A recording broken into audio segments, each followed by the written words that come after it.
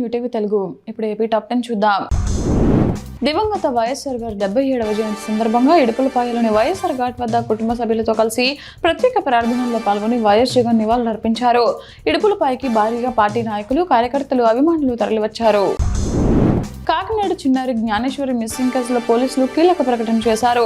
చిన్నారిని ఎవరైనా కిడ్నాప్ చేసి ఉంటే తమకు అప్పగించాలని, లేదంటే చిన్నారి జాడ చెప్తే తామే వెళ్లి తెచ్చుకుంటామని, వారి మీద ఎలాంటి కేసు ఉండదని పోలీసులు ప్రకటించారు. కేసులు పెట్టడం కంటే చిన్నారిని తల్లి దగ్గరకు క్షేమంగా చేర్చడమే ముఖ్యమని పోలీసులు వెల్లడించారు. ఫోన్ వాడని మనుషులే పాపని ఎత్తుకెళ్లి ఉంటారని, ఆ కోణంలోనూ దర్యాప్తు చేస్తున్నామని పోలీసులు ప్రకటించారు.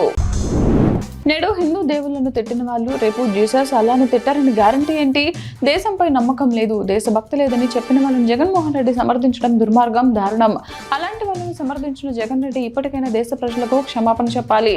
అప్పుడే ప్రజా జీవితంలో కొనసాగే హక్కు ఉంటుందని కోటంరెడ్డి శ్రీధర్ రెడ్డి అన్నారు. ఏపీ రాజధాని అమరావతిని దేశంలో మొదటి క్వాంటమ్ టెక్నాలజీ హబ్ గా తీర్చిదిద్దుతున్నాం. ఇప్పటికే అక్కడ క్వాంటమ్ రిఫరెన్స్ ఫెసిలిటీ సెంటర్ ప్రారంభమైంది. అలాగే రాష్ట్రంలో deep tech, drones, pharma, space, cement, renewable energy ఇలా ఎక్కడికక్కడ వివిధ పారిశ్రామిక క్లస్టర్లు ఏర్పాటు చేస్తున్నామని దక్షిణ కొరియా పర్యటనలో మంత్రి నారా లోకేష్ అన్నారు.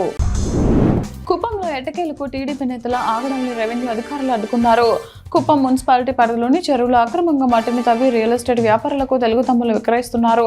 వైఎస్ఆర్సీపీ ఆధ్వర్యంలో స్థానికులు ఫిర్యాదు చేసిన అధికారులు ఇన్నాళ్లు కనీసం పట్టించుకోలేదు. కానీ తీవ్ర ఒత్తిడి చేయడంతో ఎట్టకేలకు అధికారులు కదలిక మొదలైంది.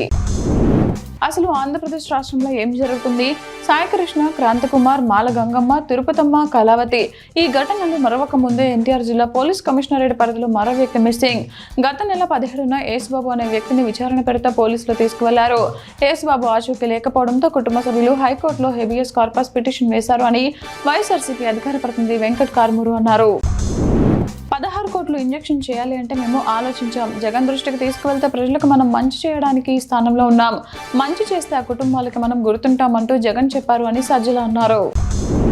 కొన్ని రోజుల క్రితం నంద్యాలలో వైఎస్ఆర్ విగ్రహం ధ్వంసం చేయబడిందో అక్కడ ఈ రోజు నూతనంగా పెద్ద విగ్రహం ఏర్పాటు చేయబడింది. నారా లోకేష్ విదేశీ పర్యటనలకు వెళ్లి ఏం తెచ్చాడు? విద్యాశాఖ మంత్రి విదేశాల్లో తిరిగి విద్యాశాఖకు పెట్టుబడులు తెస్తాడా? చంద్రబాబు ప్రతి మంగళవారం అప్పులవారం చేసి లోకేష్ తన శాఖను గాలికొదిలేసి విదేశీ ట్రిప్పులతో కాలం గడుపుతున్నాడు. లోకేష్ విద్యాశాఖ మంత్రిగా ఉండగా డిఎస్సీలో అవకతవకలు, అక్రమాలు చోటు చేసుకున్నాయి. 10th paper leak, BEd paper leak అయ్యాయని వైఎస్ఆర్సీపీ రాష్ట్ర అధికార ప్రతినిధి కార్మూరు వెంకటరెడ్డి అన్నారు.